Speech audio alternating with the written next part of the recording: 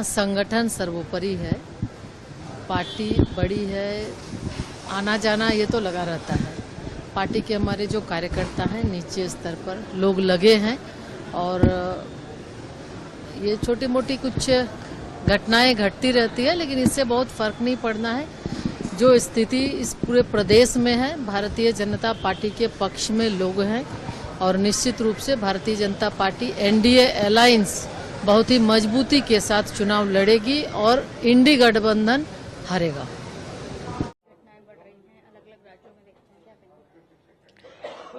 महिलाओं की सुरक्षा यह हमारे सबके लिए बहुत अहम मुद्दा है और इस विषय पे सुरक्षा के ऊपर तो हमें काम करना ही होगा। कमीशन इस विषय में अच्छे तरीके से काम करता रहेगा, पर उसी के साथ साथ महिलाओं के सम्मान की भी जब बात आती है तो महिलाओं को सामाजिक सम्मान मिले, उनका आर्थिक सक्षमीकरण हो जाए और उसी के साथ साथ चाहे स्वास्थ्य हो, चाहे शिक्षा के क्षेत्र है, इन सभी विषयों पर महिलाओं को अच्छे अवसर मिले, ये भी हमें देखना होगा। जब हमारे देश की प्रगति की हम बात करते हैं तो मुझे ये भी लगता है कि इस प्रगति में हमारे देश की आधी आबादी का बहुत अच्छा हिस्सा रहेगा। महिलाएं अपने घर की मैं ये कहूंगी कि बैकबोन होती है। इस बैकबोन को सम्मान मिलना बहुत जरूरी है, तो इन सम्मान के लिए, सुरक्षा के लिए कमीशन आगे चल के अनेक विषयों पे काम करता रहेगा। जी, कोलकाता में मैम जो महिला डॉक्टर के साथ हुआ, अभी भी जो डॉक्टर्स हैं वो हड़ताल पर हैं, सीबीआई जांच हो रही है, लेकिन न्याय की अभी भी मांग की जा रही है, उसमें किस तरीके से एनसीडब्ल्यू आगे क्या करता है? देखिए, जो गलत है वो गलत है। डॉक्टर के साथ जो अत्याचार हुआ है वो बहुत ही खराब विषय है, उनको जरूर न्याय मिलेगा। हमारी न्याय व्यवस्था बहुत अच्छी है और अलग अलग जो हमारी सिस्टम्स है वो उस विषय में काम कर रही है, उनको जरूर न्याय मिलेगा। कमीशन भी पूर्ण विषय में उनके साथ रहेगा। नहीं, उपाध्यक्ष नहीं, उसको छोड़कर जेल में आना पड़ा। देखिए, हम बोल रहे हैं कि हम पार्टी को जो हम इतना लंबा समय दिए और हम कभी रात को रात नहीं माने, अनवरत हम जनता का सेवा करते रहे और पार्टी का कोई भी निर्देश हमने बहुत ही ईमानदारी से पालन किया, बहुत ही ईमानदारी से। लेकिन इस समय जो चुनाव आ गया तो ऐसे समय में हमको पार्टी ने कहा कि आपको बरहेट से चुनाव लड़ना है। तो जो हम 24 साल से दुमका को समय दिए हैं तो हम बरहेट में जाके हम कैसे चुनाव लड़ेंगे? हम वहाँ का कुछ नहीं जानते हैं। दुमका में हम एक एक चीज जानते हैं, दुमका के आसपास का एक एक चीज जानते हैं, लेकिन बरहेट से हम लोगों का आना जाना कभी रहा नहीं है। तो हमने इसीलिए कह दिया, भाई हम बरहेट से चुनाव नहीं लड़ेंगे, नहीं लड़ सकते हैं। उतना के बाद भी घोषणा हो गया उम्मीदवारों का, भारतीय जनता पार्टी का घोषणा हो गया और दुमका से किसी और का नाम आ गया। तो फिर हमने निर्णय ले लिया कि जब हम अपने जीवन में संकल्प ले लिए हैं जनता का सेवा के लिए, तो सेवा साधारण तरीके से भी होता है। हम जो पिछले 5 सालों से वो करते भी रहे हैं, लेकिन जिस रूप से सेवा होना चाहिए वैसा हो नहीं पाता है, तो उसके लिए एक मंच चाहिए होता है और इसीलिए हम चुनाव लड़ना चाहते हैं। और इसीलिए हम यहाँ पर माननीय मुख्यमंत्री हेमंत जी से संपर्क हुआ और इन्होंने सहज स्वीकार किया। हाँ। क्या आपको भरोसा दिलाया गया है कि आप जहाँ से चुनाव लड़ना चाहती थी बीजेपी से, इस बार वहाँ से टिकट मिलेगा आपको? देखिए, हम अभी एक गार्जियन उनको माने और हमारा समस्या उनके सामने है, तो वो हमको कहीं चुनाव लड़ाएंगे, ये उनके ऊपर देते हैं। हाँ। हरियाणा चुनाव परिणामों के बाद जिस तरीके से लोगों में इस बात की उम्मीद विश्वास के साथ और बढ़ी है कि प्रधानमंत्री जी के नेतृत्व, उनके सोच वाली सरकार ही राज्यों का विकास कर सकती है। ऐसे में विपक्ष जिस तरीके से हरियाणा में हारा, उससे बड़ी हार की ओर अग्रसर होगा झारखंड में। अभी तो चुनाव लड़ने से पहले एक दूसरे के घटक दलों को ये लोग सम्मान नहीं दे रहे। राजद को जिस तरीके से साइडलाइन किया गया, खुलकर ये लोग एक दूसरे के ऊपर आरोप प्रत्यारोप ये लोग लगा रहे हैं, तो जो लोग गठबंधन में सीट बंटवारे में ही एक दूसरे का सम्मान नहीं कर रहे, तो ऐसे में चुनाव में कैसे अपने वोटर्स को कन्विंस करेंगे एक दूसरे के पक्ष में मतदान करने के लिए। तो मैं मानता हूं कि इंडी अलायंस तथाकथित एक बड़ी हार की ओर अग्रसर हो रहा है और एनडीए मजबूत सरकार पुनः झारखंड में बनाने जा रही है। हेमंत जी की सरकार देख लिया, झारखंड के लोग को शर्मसार होना पड़ा कि उनका मुख्यमंत्री भ्रष्टाचार के आरोपों में जेल में है। तो ऐसे में एक मजबूत एनडीए की सरकार अब झारखंड में बनने जा रही है। बिहार में भी चुनाव होने वाले हैं, उपचुनाव क्या रहेगा, नतीजा क्या आकलन है? मुझे पूरा विश्वास है कि एनडीए की सरकार, एनडीए की जीत इन चारों सीटों पर, उपचुनाव जो बिहार में 4 जगह पे होने जा रहे हैं उसमें भी होगी। भाजपा की भी मजबूत तैयारी है, जदयू की भी मजबूत तैयारी है। मैं मानता हूं कि इन चारों सीटों पर एनडीए जीतने जा रहा है। में नई सरकार बनी, क्या कहेंगे उपचुनाव को लेकर? 9 की 9 सीट भाजपा जीत रही, डबल इंजन की सरकार जीत रही है, मोदी योगी जीत रहे हैं। 10वीं सीट सपा खुद पेच फंसा दी थी, मुकदमा वापस ले लेते, नहीं तो हम वो 10वीं सीट भी जीत जाते। समाजवादी पार्टी भी 7 सीटों पर अपना घोषणा कर चुकी है, उसको क्या कहेंगे? हो गए झूठ, देखो झूठ की, हाँ वो काट की हांडी लग गई, लोकसभा में चीटिंग कर लिए, झूठ बोल लिए, हो गया। इस बार हारेंगे, सपा सारी सीटों पे हार रही है। ये गोरखपुर में रोइंग हो रहा है, इसको लेकर यह ऐतिहासिक है, ये पूज्य महाराज जी की सोच, ये डबल इंजन सरकार की सोच, मोदी योगी जी की सोच कि आज सोचिए नेशनल कंपटीशन गोरखपुर में हो रहा है, पूरे देश से 20 टीमें आई हैं, हमारी बेटियां रोइंग चला रही है। रोइंग ही कोनो लंदन नहीं है, ये लंदन का थेम्स रिवर नहीं, ना पेरिस है, ये हमारा गोरखपुर है जहां पर रोइंग कंपटीशन हो रहा है। ये बहुत बड़ा अचीवमेंट है हमारे बच्चों के लिए। हमारे बच्चे कितने आगे जा रहे हैं, हमारा देश कितना विकसित हो रहा है, उससे पता चल रहा है कि गोरखपुर में रोइंग कंपटीशन हो रहा है और पूरे देश की टीम आ रही, नेशनल कंपटीशन है। बहुत ही गर्व महसूस हो रहा है एक सांसद के रूप में। ठीक है, कि आपने जो एक देश के यशस्वी प्रधानमंत्री नरेंद्र मोदी जी ने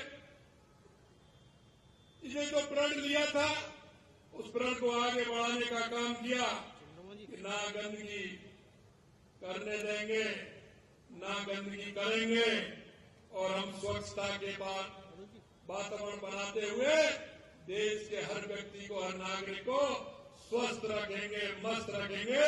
उस काम को आप आगे बढ़ाने का काम कर रहे हैं और ये जन आंदोलन का रूप ले लिया और एक पूरे देश के अंदर ये हमारा सफाई अभियान जो देश के यशस्वी प्रधानमंत्री नरेंद्र मोदी जी ने लिया, ये जन आंदोलन बन गया और इसको पूरे देश के अंदर अपार समर्थन भी मिला है।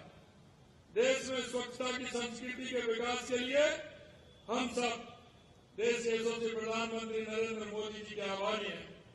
और आपने देखा होगा देश के यशस्वी प्रधानमंत्री नरेंद्र मोदी जी ने जब इलाहाबाद के अंदर कुंभ लगा था और कुंभ के अंदर 25 करोड़ लोग आए थे और उस कुंभ के समापन के बाद हमारे देश के यशस्वी प्रधानमंत्री नरेंद्र मोदी जी ने और हमारे सभी वाल्मीकि भाई उन सफाई कर्मियों को स्वागत और सम्मान किया था, उनके चरण पखार करके उनको सम्मान देने का काम किया। टीमें लगी हैं, अब तक कितनी कैजुअलिटीज में हुई हैं? देखिए, लगभग 8:30-9 बजे के बीच में यहाँ आशापुरी कॉलोनी सिकंदराबाद में एक घर में बताते हैं सिलेंडर से ब्लास्ट हुआ है। इस पूरे घर में पूरे परिवार में 18-19 लोग रहते थे। 8 लोग यहाँ से निकाले गए थे जिनकी हालत गंभीर थी, काफ़ी गंभीर थी। मुख्य चिकित्सा अधिकारी बुलंदशहर ने 5 लोगों के मृत्यु होने की पुष्टि की है। 3 लोग घायल हैं, उसमें एक अभी और भी गंभीर रूप से घायल है, बट उनका प्रॉपर इलाज चल रहा है। और यहाँ वर्तमान में पहले से ही फायर ब्रिगेड की पूरी टीम, पुलिस डिपार्टमेंट की टीम, नगर पालिका की टीम, मेडिकल टीम लग करके अपना रेस्क्यू ऑपरेशन कर रही थी। हमारे बीच में एनडीआरएफ की भी पूरी टीम आ गई है। घटना होते ही माननीय मुख्यमंत्री जी ने तत्काल संज्ञान में लिया था और हम लोग सबको तत्काल मौके पर पहुंच करके राहत बचाव कार्य का निर्देश दिया था और उन्होंने कहा था जो भी घायल हैं उनका अच्छे से अच्छा इलाज कराया जाए, वो कराया जा रहा है। तो आप स्वयं ही देख रहे होंगे कि जो राहत बचाव का कार्य वो अंतिम चरण में है और मुझे मतलब बड़ा ही दुर्भाग्यपूर्ण घटना घटी है और बहुत ही मतलब जो कैजुअलिटी हुई हैं वो बहुत ही दुर्भाग्यपूर्ण है प्राइमरी जांच में सर हादसे के कारण को समझ में आएगा? अभी तो आप देख रहे हो, जब से हादसा हुआ है हम लोग पूरा राहत बचाव कार्य में लगे हुए हैं और उसकी विस्तृत जांच भी कराई जाएगी कि विस्फोट क्यों हुआ, सिलेंडर से हुआ या कुछ लोग बताते हैं कि ऑक्सीजन सिलेंडर था तो या घरेलू सिलेंडर था। इसकी पूरी विस्तृत जांच कराई जाएगी और आपको जांच के परिणाम से अवगत कराया जाएगा। इसमें डॉक्टर भी शामिल हैं और कंस्ट्रक्शन वर्कर हैं। हालांकि मुख्यमंत्री की तरफ से जो प्रतिक्रिया है कि ये लोकल नहीं थे, नन लोकल लोग थे, कैसे देखते हैं मुख्यमंत्री की तरफ से इस तरह की प्रतिक्रिया आना? लेकिन निसंदेह ये गांधरबल मुख्यमंत्री उमर अब्दुल्ला की कॉन्स्टिट्यूंसी है और यहाँ यह दम तोड़ है आतंकवाद की एक दस्तक है। ये संदेश देने की कोशिश है कि अभी भी कश्मीर में आतंकवाद मिटा नहीं है, इसलिए कि जो नई रणनीति थी वो जम्मू को ज्यादा निशाने पर ले रहे थे और वैली में कहीं न कहीं आतंकवाद काफी कमजोर हुआ था। लेकिन मुख्यमंत्री उमर अब्दुल्ला का जो ये बयान है ये साफ साफ संकेत है कि इस वारदात को अंजाम देने में पाकिस्तान परस्त आतंकवादियों का हाथ है। और जब कश्मीर में इंटेलिजेंस एजेंसीज, सेंट्रल फोर्सेज और जो इंडियन आर्मी है, इन सबके बीच एक बेहतर कोऑर्डिनेशन है, J&K पुलिस भी अच्छा काम कर रही है, तो निसंदेह हालात तो बदल रहे हैं। लेकिन ऐसी घटनाओं के लिए जवाबदेह जो लोग भी हैं उन्हें कड़े शब्दों में मुकाबला हिंदुस्तान से मिलना तय है। फारूक अब्दुल्ला साहब कह रहे हैं कि कश्मीर पाकिस्तान साफ है कि इस घटनाक्रम के पीछे पाकिस्तान का हाथ था। देखिए, अब जो तथ्य उभर करके आए हैं उससे बिल्कुल साफ है कि कश्मीर के जो चुनाव हुए हैं, जम्मू में मतदाताओं की लंबी कतारें लगी और उतनी ही लंबी कतारें कश्मीर घाटी में भी लोगों ने देखी है और उसके बाद ये एक निर्भीक निष्पक्ष मतदान वहां संभव हुआ। पाकिस्तान ने जो कुछ भी कश्मीर की एक तस्वीर बनाने की कोशिश की थी अंतर्राष्ट्रीय क्षितिज पर, वहां गहरा आघात लगा है और इससे पाकिस्तान के हौसले पस्त हैं। तो ये बौखलाहट और हताशा में कहीं न कहीं उनके द्वारा जो प्रोत्साहित तत्व हैं उन्होंने इस वारदात को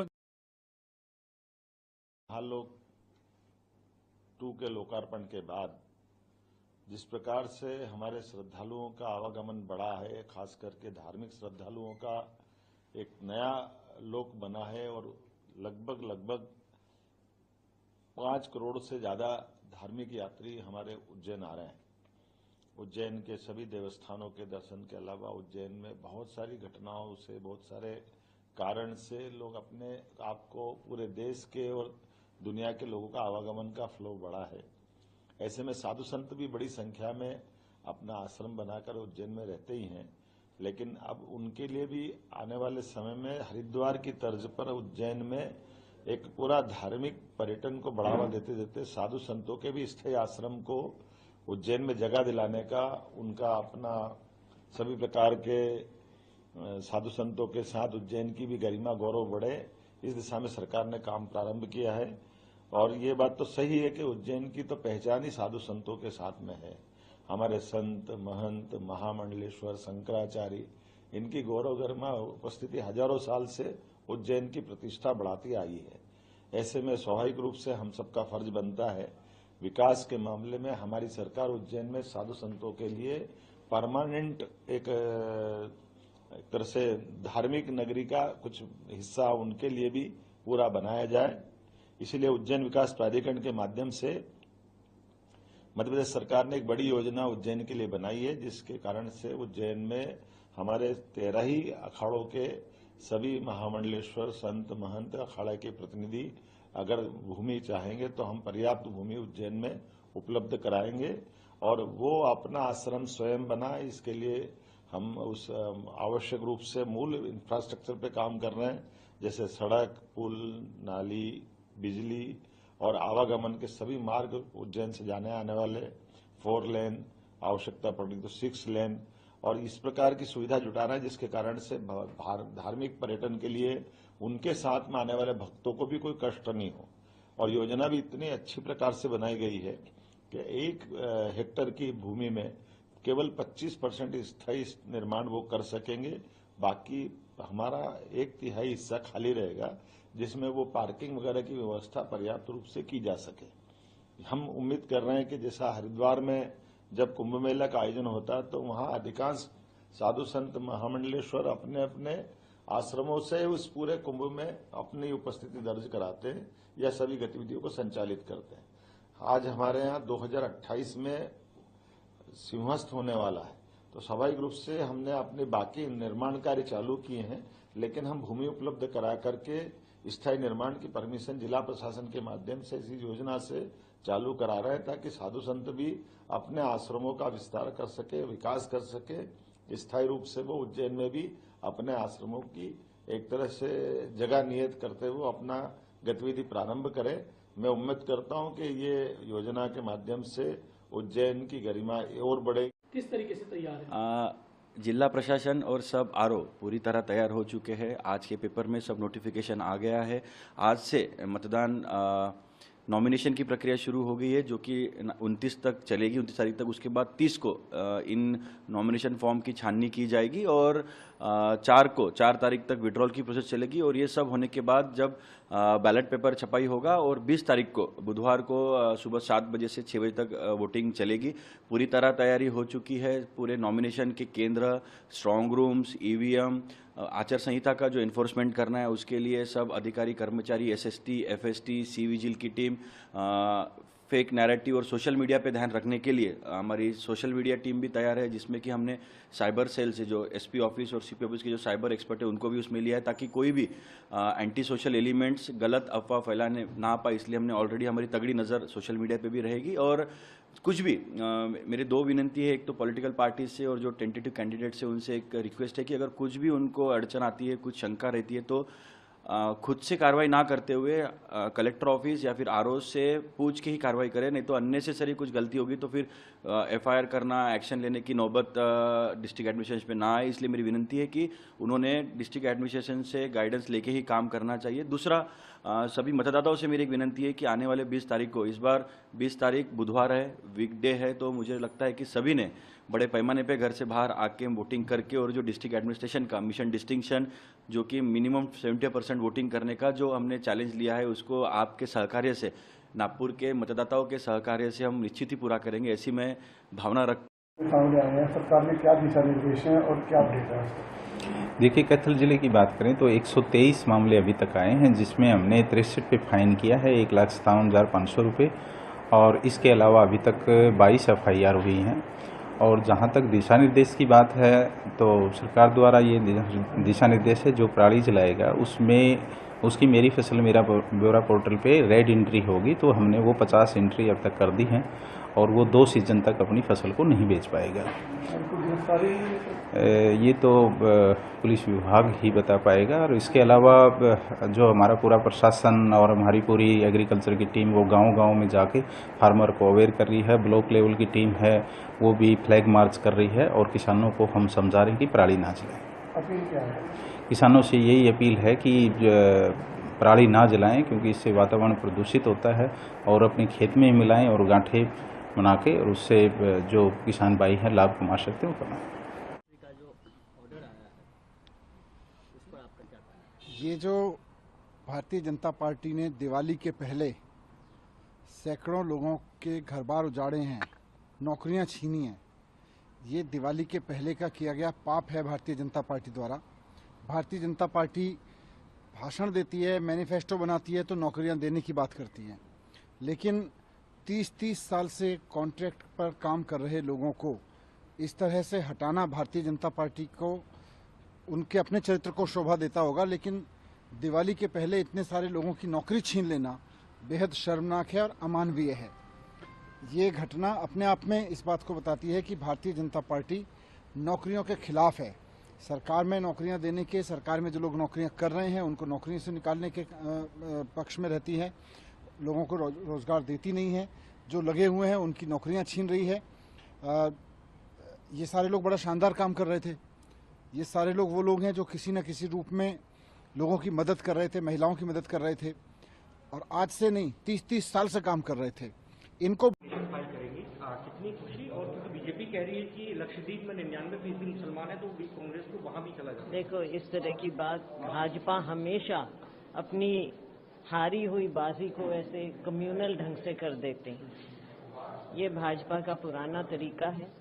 आज देश इस इंतजार में है, बहुत दिन से मांग थी, पूरे देश भर में मांग थी कि प्रियंका जी भी राजनीति में फुल टाइम आए और इलेक्शन लड़ें, और हमें खुशी है कि वायनाड से वो चुनाव लड़ने जा रही हैं। आज नामांकन है। बहुत बहुत शुभकामनाएं, और हमें पूरा विश्वास है कि रिकॉर्ड मतों से वो वहाँ से जीत कर आएंगे। हुड्डा साहब ने कहा कि मानव पर मशीन हावी ना हो जाए, चुनाव आयोग को ध्यान रखना होगा ईवीएम का मसला जो आपको। जी जी बिल्कुल, ये एक बार नहीं बार बार बात उठती है, और ये ईसी की जिम्मेवारी है कि वो देश में कोई भी कहीं भी किसी भी प्रकार का शक नहीं होना चाहिए, सब कुछ फेयर निष्पक्ष होना चाहिए। ना, साइक्लोन आने के पहले हम लोग हर साल भी मीटिंग करते हैं। इस साल भी डिपार्टमेंट मीटिंग की है। मीटिंग के बाद अभी प्रेस कॉन्फ्रेंस हो रहा है। हमारा साथ हमारा एडिशनल चीफ सेक्रेटरी डीजी साहब सब भी है। तो हम लोग सीनियर ऑफिसर लेके आप लोग को प्रेस कॉन्फ्रेंस किया है। हम लोग को क्या क्या प्रस्तुति लिया है घर के लिए बताया। हम लोग 85 टीम मौजूद करेगा। ये टीम में हमारा जो स्टेशन है, तो स्टेशन का भी खोला है। 85 स्टेशन में हम लोग की टीम रहेगा। टीम स्पेशली हम लोग जो जिला में घर जाएगा वो टाइम में हम लोग ज्यादा शक्ति करेंगे।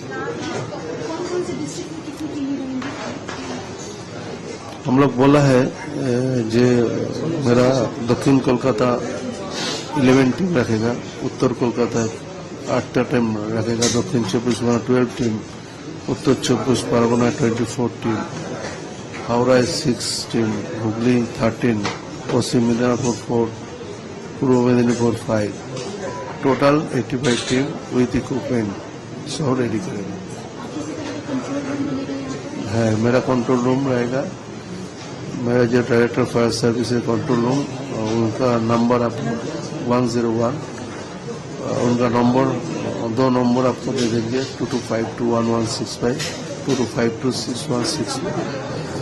और हम लोग का डीजी हमारे एसीएस साहब और एडीजी साहब, डायरेक्टर साहब सब कंट्रोल रूम में देखेंगे, और डिस्ट्रिक्ट का सब कंट्रोल करेंगे।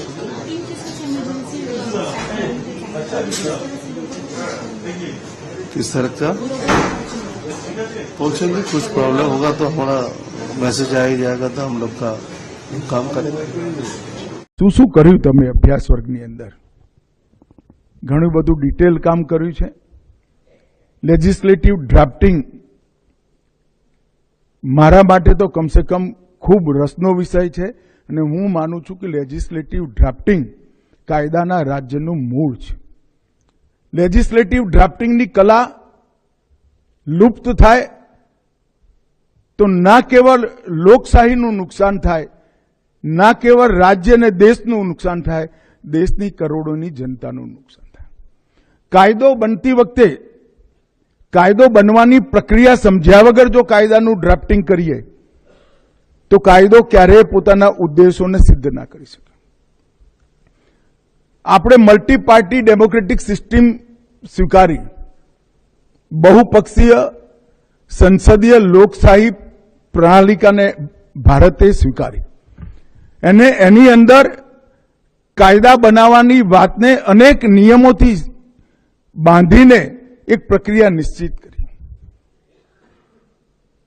अलग अलग पॉलिटिकल पार्टीना कार्यकर्ताओ जनतानी वच्चे फरता होय, जनतानो संपर्क करता होय, धारासभ्यश्रीओ संसद सभ्यश्रीओ जनतानी वच्चे जता होय, संगठनना कार्यकर्ताओ जता होय, जनतानी तकलीफ एमनी जोड़े आवे, जनतानी जरूरियातो एमनी पासे आवे, अने जनतानी तकलीफ अने जरूरियातो दूर करवानी संवेदना एमनी अंदर होय, अने ए पार्टीना माध्यमथी धारासभ्यो जोड़े अने धारासभ्योना माध्यमथी सरकार जोड़े पहोंचे। सरकार जोड़े संवेदनाओं पहोंच्या पछी, जरूरियात पहोंच्या पछी એનો પોલિટિકલ સંકલ્પ, એનું પોલિટિકલ સ્વરૂપ એક કેબિનેટની નોટ બને અને કેબિનેટ નોટને કાયદામાં ઢાળવાનું કામ લેજિસ્લેટિવ ડિપાર્ટમેન્ટનું છે. એમાંથી બિલ બને, એમાંથી કાયદો બને. આગળની પ્રક્રિયા તો બહુ સરળ છે. સામાજિક રીતે કામ કરતા, રાજનીતિક રીતે કામ કરતા વ્યક્તિઓ લોકોની વેદના પારખે, એની જરૂરિયાતો પૂછે, એને વાચા આપે, ત્યાં સુધીની પ્રક્રિયા તો બહુ સરળ. એની અભિવ્યક્તિ પણ થાય. કેબિનેટ નોટ બનવાની પણ અભિવ્યક્તિ બહુ સરળ. આ સમગ્ર રાજ્યની અંદર આતંકવાદ સમાપ્ત થવો જોઈએ. એ ઈચ્છા અને ઈચ્છાની અભિવ્યક્તિ બહુ સરળ. પરંતુ આતંકવાદ સમાપ્ત કરવા માટે ગુજકોકનો કાયદો લાવવો હોય તો ગુજકોકનો કાયદો કઈ રીતે લાવવો જેથી આતંકવાદ માટે કોઈ જગ્યા ના બને, એનું કામ એ લેजिस्लेटिव. आज मीटिंग भी है, क्या कहना चाहेंगे? और हमारे से ज्यादा तो महायुति में गड़बड़ है. उनके नेताओं के बंगलों पे जाइए, कैसा लोगों का मारपीट चल रही है, वो भी थोड़ा सा मीडिया ने दिखाना चाहिए.